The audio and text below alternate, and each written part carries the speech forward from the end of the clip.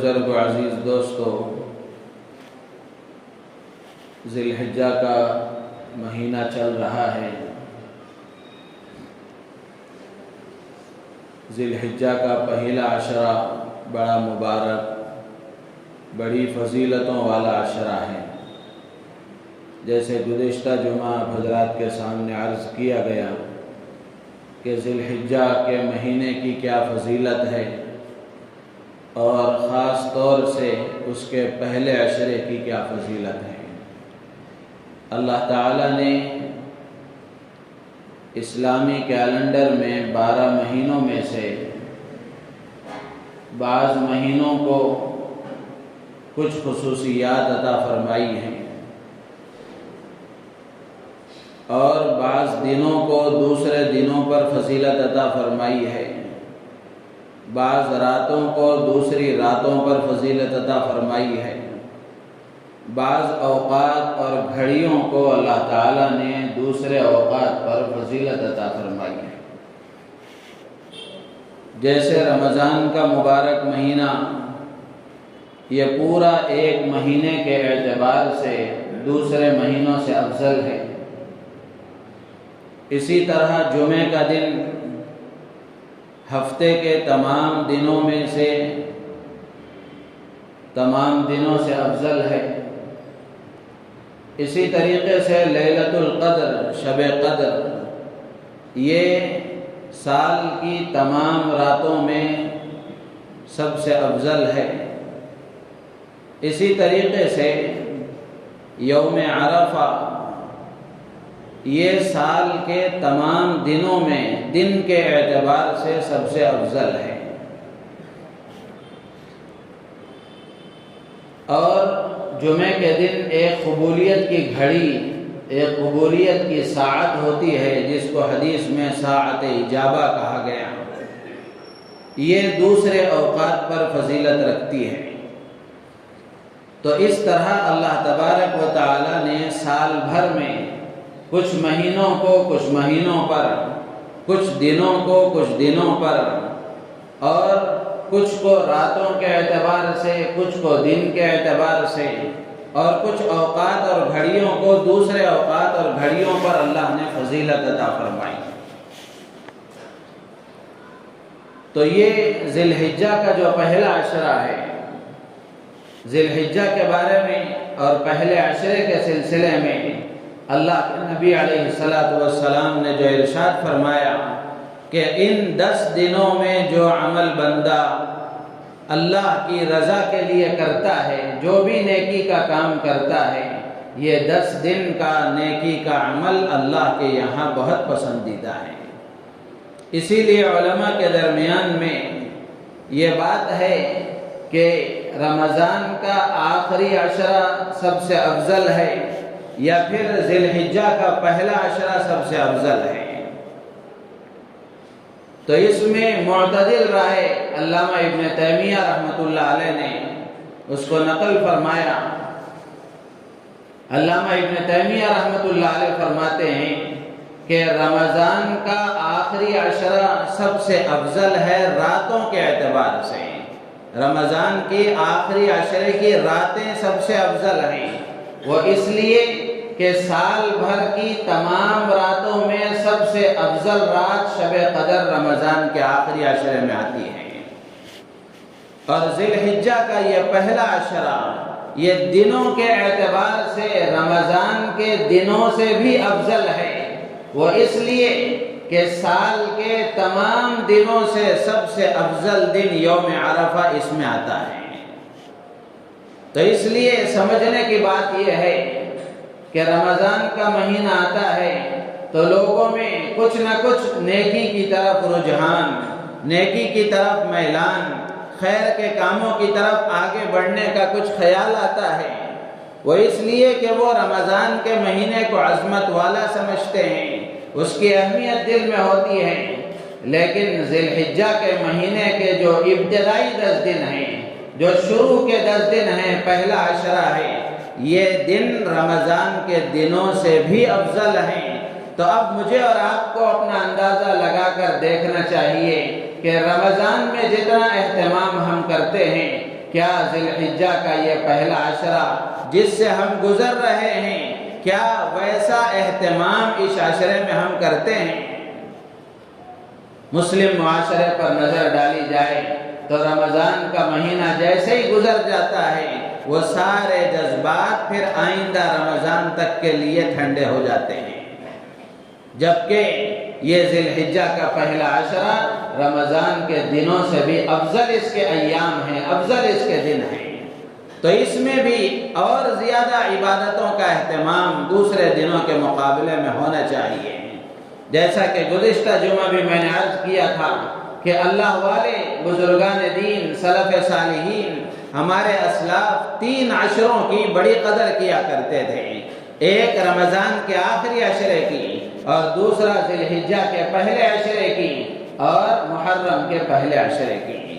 یہ 3 عشروں کی بڑی قدر کیا کرتے تھے، تو اس لیے یہ ذی الحجہ کا پہلا عشرہ چل رہا ہے تو مجھے اور آپ کو اس بات کی کوشش کرنی چاہیے کہ ہم عبادتوں کا اہتمام کریں، اور دنوں کے مقابلے میں کچھ عبادتوں میں اضافہ ہو، اللہ کی طرف رجوع میں اضافہ ہو، انابت اللہ، اللہ کی طرف لو لگانے میں، اللہ کو راضی کرنے والے کاموں میں آگے بڑھنے کا کچھ نہ کچھ جذبہ اور اس کا اہتمام عمومی طور پر ہمارے اندر نظر آنا چاہیے۔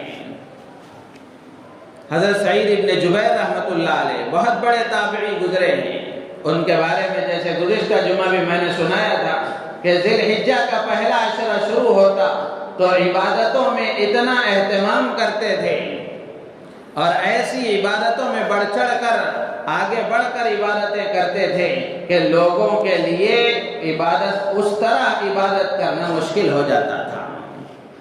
تو یہ عظمت کی بات ہے، اہمیت کی بات ہے، فضیلت کے دل میں احساس پیدا کرنے کی بات ہے کہ آدمی اگر یہ ٹھان لے اور یہ سمجھ لے کہ یہ فضیلت والے ایام ہیں، اللہ نے مجھے اس سال زندگی میں عطا فرمائے ہیں، کون جانتا ہے کہ اگلے سال یہ دن ملیں کہ نہ ملیں۔ تو اس لیے آج ذی الحجہ کی 7ویں تاریخ ہے، 6 دن پورے گزر گئے، جتنے دن باقی ہیں ان دنوں میں کم سے کم ہم عبادتوں کا اہتمام کریں، اور ذرا اہتمام کے ساتھ، عبادتوں میں اضافے کے ساتھ اور خیر کے کاموں کے جذبات کے ساتھ ان دنوں کو ہم گزارنے کی کوشش کریں۔ تو ان دنوں کی جو فضیلت ہے وہ اس لیے بھی ہے کہ اس میں حج والا عمل کیا جاتا ہے۔ ماشاءاللہ آج سے حجاج کرام کے حج کے ارکان شروع ہو گئے، ایک بڑا طبقہ اور ایک بڑی مقدار اور بڑی تعداد لوگوں کی، حجاج کرام کی آج مینا کے ٹینٹوں میں مقیم ہیں۔ اللہ تعالیٰ ان کے حج کو آسان فرمائے، قبول فرمائے، اور پوری دنیا کے لیے اللہ تعالیٰ ان کے حج کو امن کا، خیر کا، ہدایت کا ذریعہ بنائے۔ ہماری ذمہ داری ہے کہ ہم ان کے لیے دعائیں کریں، اور ان کی ذمہ داری ہے کہ وہ پورے عالم کے لیے دعائیں کریں۔ تو اس کی فضیلت ایک اس اعتبار سے بھی ہے کہ یہ حج والا مہینہ ہے، اور دوسری اس اعتبار سے ہے، اور خاص طور سے اس پہلے عشرے کی فضیلت اس اعتبار سے بھی ہے کہ اس میں عرفے کا دن آتا ہے۔ عرفے کا دن بڑی فضیلت والا، بڑی رحمتوں اور برکتوں والا دن ہے۔ اللہ کے نبی علیہ السلام نے عرفے کے دن روزہ رکھنے کی اہمیت کو بیان کرتے ہوئے اس کی فضیلت کو بیان فرمایا کہ صیام یوم عرفۃ انی احتسب علی اللہ ان یکفر السنۃ التي قبلہ والسنۃ التي بعدہ۔ اللہ کے نبی علیہ السلام ارشاد فرماتے ہیں کہ عرفے کے دن کے روزے کے بارے میں اللہ سے اس بات کا یقین رکھتا ہوں اور امید رکھتا ہوں کہ اللہ تبارک و تعالی جو عرفے کے دن کا روزہ رکھتا ہے اس کے 1 سال کے پچھلے اور 1 سال اگلے گناہوں کو اللہ تعالیٰ اس کے معاف فرما دیتے ہیں۔ تو ایک روزہ آدمی رکھتا ہے، اللہ تعالیٰ 2 سال کے گناہوں کو معاف فرما دیتے ہیں۔ ایک اور روایت میں اللہ کے نبی علیہ السلام نے فرمایا کہ عرفے کے دن کا 1 روزہ 1000 روزوں کا ثواب اپنے اندر رکھتا ہے۔ تو اس لیے इतवार का दिन यहाँ हमारे एतबार से इतवार का दिन अरफे का दिन होगा, और वैसे भी अल्लाह का फजल है वो अक्सर छुट्टी का दिन होता है अक्सर लोगों के लिए। तो कोशिश करें हम इस बात की कि अरफे के दिन रोज़ा रखने का एहतमाम करें, और इस एहतसाब के साथ, इस इस्तेहज़ार के साथ कि मैं अरफे के दिन का रोज़ा रखूँगा, अल्लाह ताला मेरे एक साल पिछले के गुनाहों को और एक साल अगले के गुनाहों को माफ़ फरमा देंगे। इस इस्तेहज़ार के साथ हम रोज़ा रखेंगे तो रोज़ा रखने में मज़ा भी आएगा, और रोज़ा रखेंगे तो इसका एहसास भी होगा कि अल्लाह हमारे गुनाहों को माफ़ फरमा देंगे। तो इसलिए रोज़ा रखने का एहतमाम करें।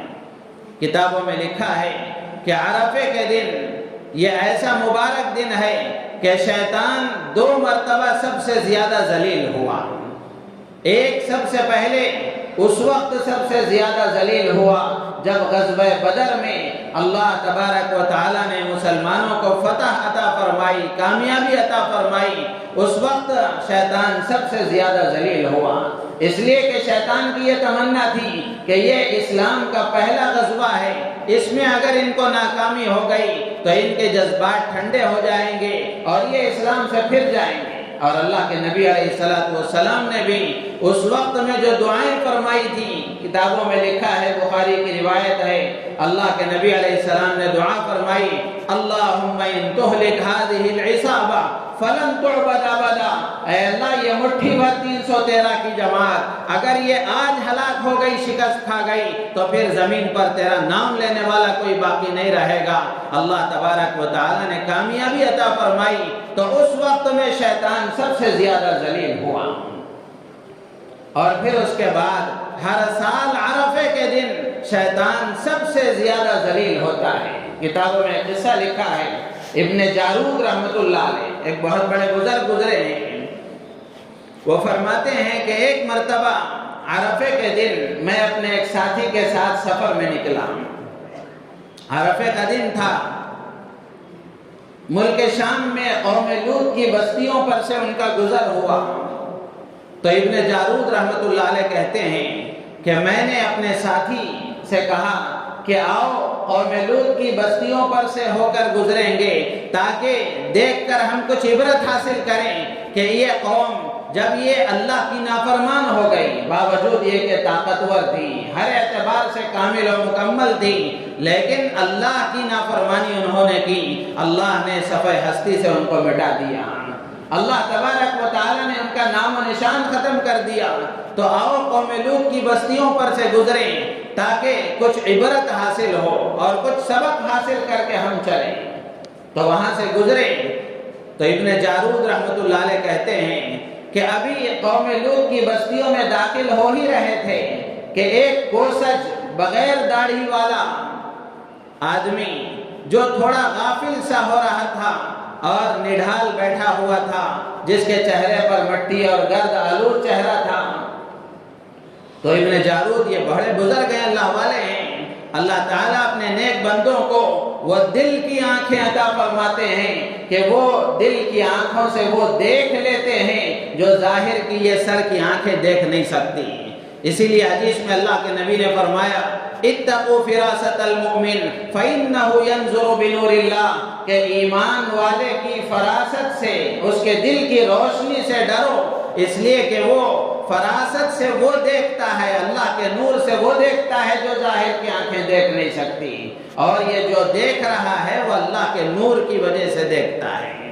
तो जितना तक़वा, जितनी सुन्नतों की इत्तिबा, जितना अल्लाह का डर और खौफ, जितना शरीयत की पाबंदी आदमी के अंदर आती है, उतना ज़्यादा अल्लाह ताला उसे फरासत अता फरमाते हैं, दिल का नूर अता फरमाते हैं। वह दिल के नूर की वजह से आदमी वो देखता है जो जाहिर की आंखें देख नहीं सकती।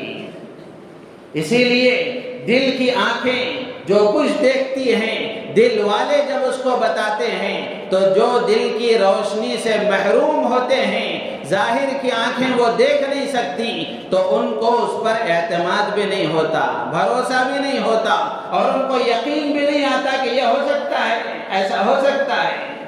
हाँ, जिनको अल्लाह दिल की आंखें अता फरमाते हैं, دل کا نور اور دل کی روشنی عطا فرماتے ہیں ان سے ہو سکتا ہے، اور جو اس سے محروم ہیں ان کے خواب و خیال میں بھی وہ نہیں آ سکتا۔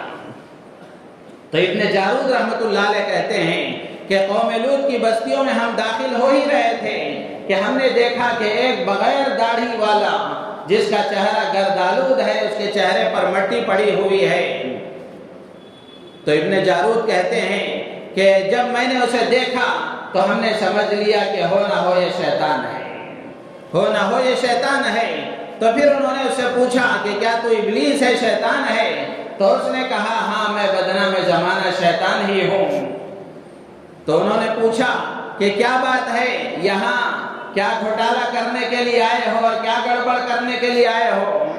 تو اس نے کہا کہ آج عرفے کا دن ہے، عرفات کے میدان سے ذلیل ہو کر کے اپنے چہرے پر مٹی ڈالتا ہوا یہاں آیا ہوں، اور مایوس ہو کر یہاں آیا ہوں کہ زندگی بھر کسی کے 60 سال گزرے، کسی کے 40 سال گزرے، کسی کے 50 گزرے، کسی کے 70 گزرے، زندگی بھر میں نے اس سے گناہ کروائے۔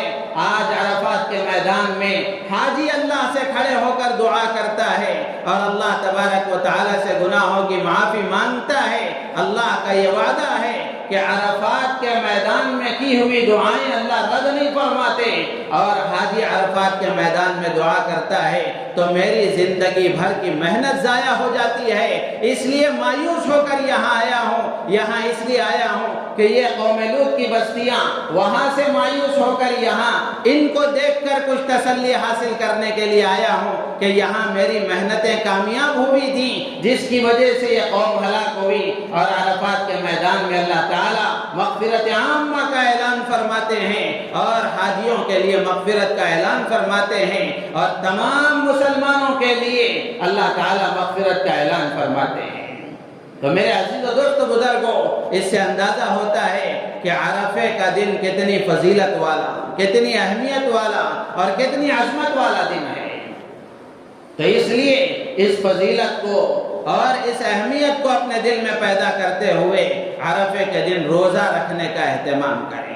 جو کرنے کے کام ہیں وہ ہم کریں گے، اللہ تعالیٰ کی ذات سے امید ہے کہ نہ کرنے کے کاموں سے خود بخود بچ جائیں گے۔ آپ دیکھ لیں جتنے مبارک اور مقدس ایام، جتنی مبارک اور مقدس راتیں آتی ہیں، ان میں جو کرنے کے کام ہوتے ہیں، جو آدمی اپنے آپ کو اس میں لگا لیتا ہے، اللہ تبارک و تعالیٰ اسے نہ کرنے کے کاموں سے خود بخود بچا لیتے ہیں۔ اور دشمنان اسلام نے یہ پوری کوشش کی اور محنت کی کہ ایسے مبارک موقعوں پر کرنے کے کاموں سے ہٹا کر نہ کرنے کے کاموں میں لگانے میں وہ پوری طرح کامیاب ہو گئے۔ عجیب عجیب رسمیں، عجیب عجیب بدعتیں لوگوں نے اس موقع پر رواج دے دی، جس کی وجہ سے بھولا بھالا مسلمان کرنے کے کاموں کو نہ کر کے ان کاموں کو دین سمجھ کر کرتا ہے۔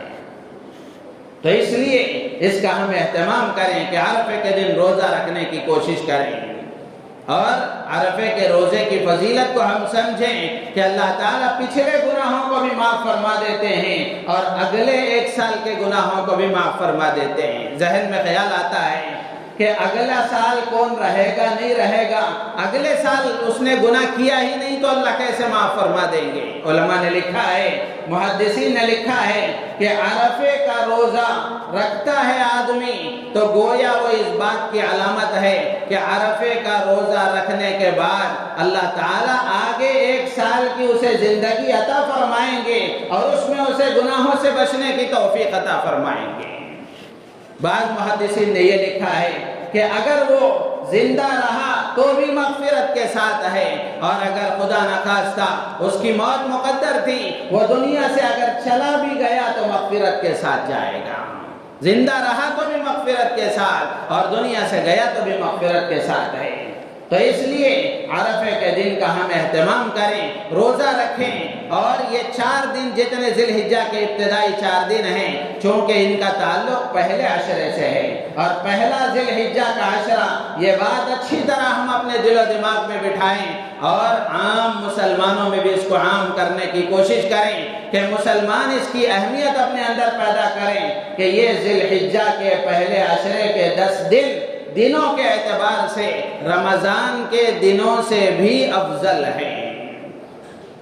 رمضان کی عظمت دلوں میں بیٹھی ہوئی ہے، جس کی وجہ سے رمضان میں عبادت کا خیال آتا ہے۔ ذی الحجہ کے ابتدائی 10 دنوں کا اس کی فضیلتوں کا علم نہیں ہے، جس کی وجہ سے مسلمان اسی طرح غافل ہو کر زندگی گزارتا ہے۔ تو اس لیے ہم کوشش کریں کہ یہ ویسے ذی الحجہ کا پورا مہینہ فضیلت والا ہے، پورا مہینہ فضیلت والا ہے، محرم کا پورا مہینہ فضیلت والا ہے، پورے مہینے میں ہم عبادتوں کا اہتمام کریں، لیکن خاص طور سے ذی الحجہ کا پہلا عشرہ یہ اور زیادہ فضیلت والا ہے۔ تو اس لیے اس میں خاص طور سے عبادتوں کا اہتمام کریں، فرائض کا اہتمام ہو، واجبات کا اہتمام ہو، سنتوں کا اہتمام ہو، نوافل کا اہتمام ہو، اور سب سے بڑی بات یہ ہے کہ گناہوں سے بچنے کا اہتمام ہو۔ بہت زیادہ نوافل نہ کریں تو بھی کوئی حرج نہیں ہے، لیکن گناہوں سے بچنے کا اہتمام، آنکھوں کے گناہ، زبان کے گناہ، کانوں کے گناہ، دل دماغ کے گناہ، ہاتھوں پیر کے گناہ، ان گناہوں سے اپنے آپ کو بچانے کی کوشش کریں۔ جسم کے ذریعے ہونے والے گناہ، مال کے ذریعے ہونے والے گناہ، اور اعضاء و جوارح کی طاقتوں کے ذریعے ہونے والے گناہ، ہر طرح کے گناہوں سے اپنے آپ کو دور رکھیں۔ تو ایک بات تو یہ ہوئی۔ دوسری بات، ذی الحجہ کے مہینے میں ذی الحجہ کی 9ویں تاریخ سے، یعنی یوم عرفہ کے دن کی فجر سے لے کر 13 ذی الحجہ کی عصر تک تکبیرات تشریق کا اہتمام کرنا چاہیے۔ اللہ اکبر، اللہ اکبر، لا الہ الا اللہ، واللہ اکبر، اللہ اکبر وللہ الحمد۔ تو یہ تکبیرات تشریق کا اہتمام یوم عرفہ کی فجر سے 13 ذی الحجہ کی عصر تک، یعنی اتوار کے دن کی فجر سے لے کر جمعرات کی عصر تک اس کا اہتمام ہونا چاہیے۔ اور ہر مسلمان، مرد و عورت، مسافر، مقیم، تنہا نماز پڑھنے والا، جماعت سے نماز پڑھنے والا، مسبوق ہو، لاحق ہو، ہر ایک کے لیے فرض نماز کے بعد ایک مرتبہ، مرد ہے تو بلند آواز کے ساتھ، بلند کا مطلب چلانا نہیں ہے، ایک درمیانی آواز کے ساتھ، بلند آواز کے ساتھ ایک مرتبہ تکبیرات تشریق پڑھنا اس پر واجب ہے۔ جماعت کے ساتھ پڑھ رہے ہیں، امام صاحب پڑھیں گے، آپ بھی پڑھ لیں گے۔ تنہا اگر آپ نماز پڑھ رہے ہیں تو تنہا نماز پڑھنے والے کے لیے بھی فرض نماز کے بعد ایک مرتبہ تکبیر تشریق پڑھنا واجب ہے۔ عموماً عورتیں اس سلسلے میں غافل ہیں، غفلت کا شکار ہیں، عورتیں اس کا اہتمام نہیں کرتی۔ اچھے خاصے دیندار عورتیں بھی بہت مرتبہ ایسا ہوتا ہے، پوچھتی ہیں کہ کیا تکبیرات تشریق عورتوں کے لیے بھی پڑھنا ضروری ہے؟ ہاں، پڑھنا ضروری ہے۔ اسی لیے مفتی تقی عثمانی صاحب دامت برکاتہم نے ایک جگہ لکھا ہے کہ ان دنوں میں ایسا کرنا اچھی بات ہے کہ ان دنوں میں ایسا کر لیا جائے کہ گھر میں عورتیں جہاں نماز پڑھتی ہیں، بڑے گھر ہیں، اللہ نے سہولتوں والے گھر عطا فرمائے ہیں، تو ان گھروں میں جو نماز کے لیے کمرہ بنایا گیا یا نماز کے لیے جگہ طے کی گئی، یا چھوٹا گھر بھی ہے تو کہیں نہ کہیں عورتیں نماز کے لیے ایک جگہ خاص کر لیتی ہیں، تو اس جگہ پر ایک پیپر میں یا ایک تختی میں یہ تکبیرات تشریق لکھ کر وہاں لٹکا دی جائے کہ تاکہ نماز کے وقت وہ پڑھنا یاد آ جائے۔ تو ایک مرتبہ پڑھنا واجب ہے، ایک سے زائد مرتبہ اگر پڑھیں تو اس کی گنجائش ہے، مستحب ہے، پڑھ سکتے ہیں، منع نہیں ہے۔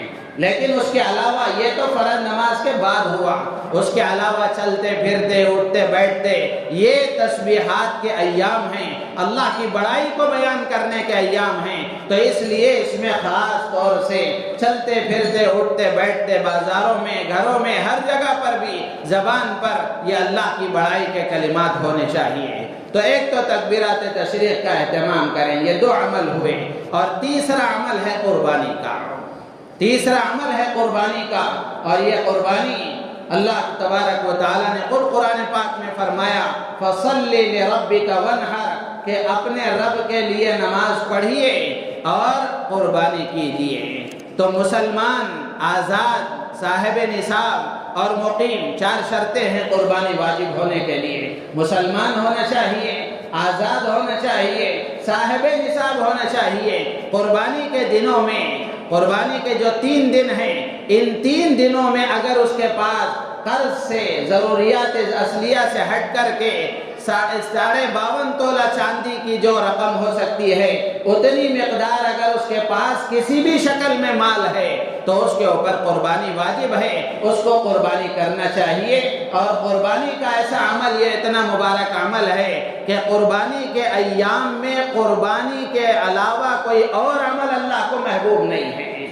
कुर्बानी के दिनों में कुर्बानी करना ही अल्लाह को सबसे ज़्यादा पसंदीदा है, उसके भी बड़े फ़ज़ाइल हैं। और कुर्बानी पर जो लोगों के दिलों में मुख्तलिफ शुकूक व शुबहात हैं, उस सिलसिले में भी कुछ बातें इंशाअल्लाह ईद के दिन या फिर अर्ज़ की जाएंगी। कुर्बानी के सिलसिले में इतनी बात ज़हन में रखें कि कुर्बानी के दिन कुर्बानी का अमल होना चाहिए, कुर्बानी ही करना चाहिए। अच्छे से अच्छे जानवर का इंतखाब करें, लेकिन जानवरों की नुमाइश और लोगों को दिखाते फिरना और लोगों को दिखाने के लिए अपनी इस्तेदाद और अपनी इस्तेदाद से ज़्यादा की कीमतों के जानवर खरीद कर लाना ताकि लोगों में हमारा एक नाम हो, शोहरत हो, ये नेकी बर्बाद गुनाह लाजिम का किस्सा है। नेकी बर्बाद गुनाह लाजिम का किस्सा है। एक तो पैसा भी गया, दूसरा सवाब भी गया, और तीसरा उल्टा वबाल और गुनाह सर पर आ गया। और एक बात जो कई दिनों से देखने में आ रही है कि बहुत सारे लोग ऐसे अजीब और नादान किस्म के लोग हैं कि बड़े जानवरों को लेकर रास्तों में, गलियों में, चौराहों में इधर उधर घुमाते फिर रहे हैं। ये कौन सी अक्लमंदी है? ये कौन सी अक्लमंदी है? अगर आप जानवर की कुर्बानी कर रहे हैं तो ऐसी जगह कुर्बानी करें, एक जगह उसको बांध दें और एक जगह उसको रख दें, फिर कुर्बानी कर लें। लेकर रास्तों में फिरना करना, फिर उस पर कार्रवाई हो, एक तो खुद तुम्हारी बदनामी का सबब है, उससे आगे बढ़कर कौम की बदनामी का सबब है। तो इसलिए कुर्बानी हम अल्लाह के लिए कर रहे हैं। जहां भी करेंगे अल्लाह देखता है, जहां भी करेंगे अल्लाह देखता है। तो इसलिए ये जानवरों की नुमाइश और गलियों में, चौराहों में लोगों को तकलीफ देते हुए घुमाते फिरना ये कोई अच्छी बात नहीं है। और अच्छे से अच्छे जानवर का इंतखाब करें, जितना अल्लाह ताला ने इस्तेदाद दी है।